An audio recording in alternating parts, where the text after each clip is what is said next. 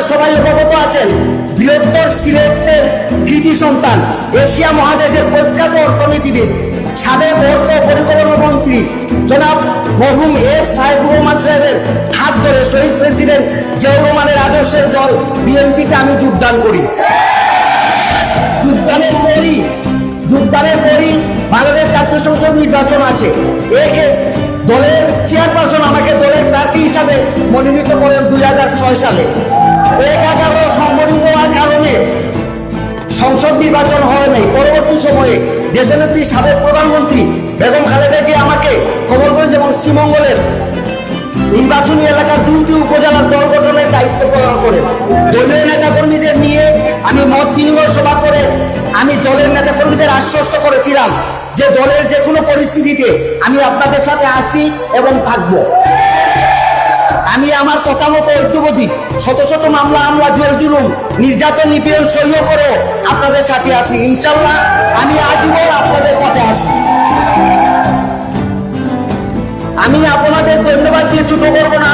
আপনারাও দলের আদর্শে পরীক্ষিত সৈনিক, এই কারণে আপনারাও নির্যাতন নিপীড়ন সহ্য করে দলের আদর্শ থেকে বিচ্ছিন্ন হন নাই, দলের সাথে এখনো নিবদ্ধভাবে কাজ করে যাচ্ছেন। 2008 সালের নির্বাচনে দলের চেয়ারপারসন বেগম খালেদা জিয়া আবারও আমাকে দানের শীষ প্রার্থী হিসাবে মনোনয়ন প্রদান করেন। আমার নির্বাচনী এলাকা থেকে বিএনপি উদ্দেশিত 4টি ইউনিয়ন ফুলেওড়া আসনের সাথে কেটে নেওয়া হয়, তবুও তারপরও আমাকে দানের শীষের প্রতীক জনগণ বিপুল ভোট প্রদান করে। 1011 সরকারের উদ্দেশ্য কারিগরি না থাকলে আমি বিজয়ী হতাম এবং বাংলাদেশ জাতীয়বাদী দল বিজয়ী হয়ে সরকার গঠন করত।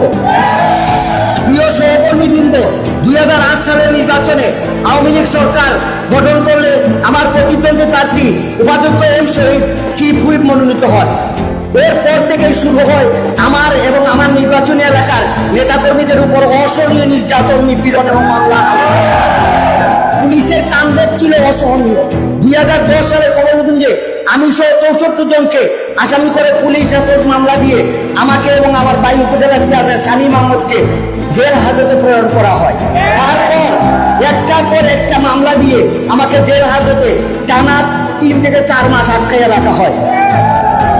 পরবর্তীতে দলীয় কার্যক্রম করতে গিয়ে সময়ে সময়ে মামলা দায়ের করা হয়।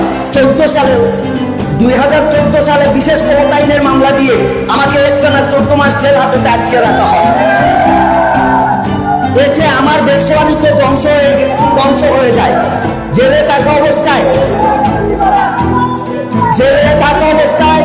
আমার ছোট ভাই উপজেলা চেয়ারম্যান শামীম আহমদ চৌধুরী মারা যায়। আমাকে